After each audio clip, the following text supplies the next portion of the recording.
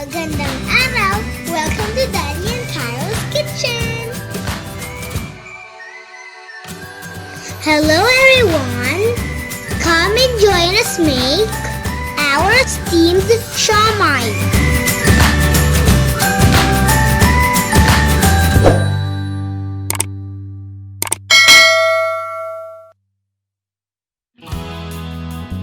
The following are the ingredients. 1/2 kilo of ground pork,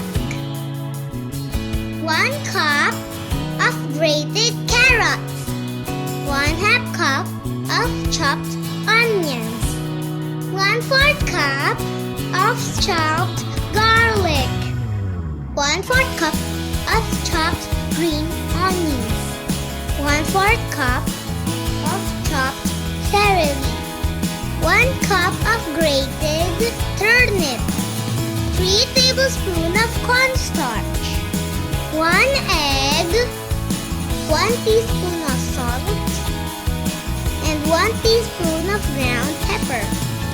Come on, let's mix it up! Okay po, let's start mixing our ingredients. Para po sa mga gustong mag-business, pwedeng-pwede po ito. Makakagawa po kayo ng 70 pieces ng siomai sa ganito kadaming mixture. Naglagay din po kasi tayo ng extender na singkamas para dumami. Around 240 to 250 pesos po ang magiging puhunan. Kung ito po ay ibebenta natin ng 10 pieces for 60 pesos, kikita na po tayo ng 170 to 200. Para po sa mga sangkap at sukat ng bawat isa, kasama na ang costing, ilalagay ko po ito sa description box.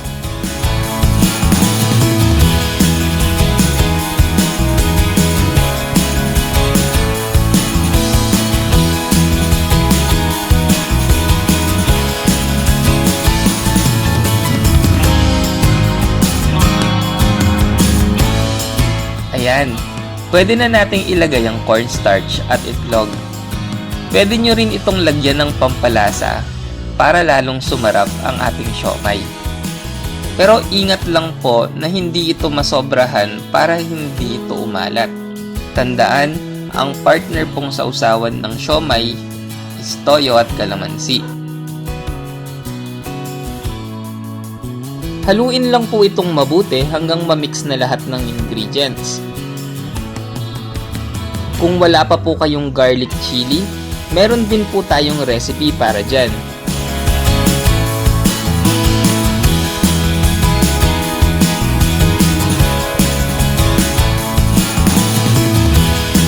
Kapag na-mix na po lahat, pwede na nating gawin ang siomai.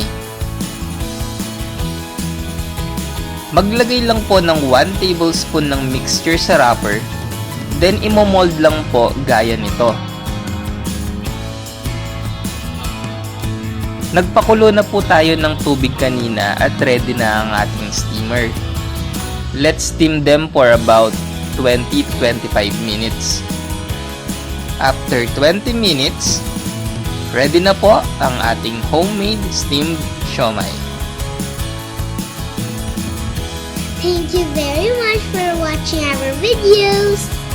Don't forget to like, subscribe, and click the bell button para ma-notify po kayo sa mga susunod pa naming video.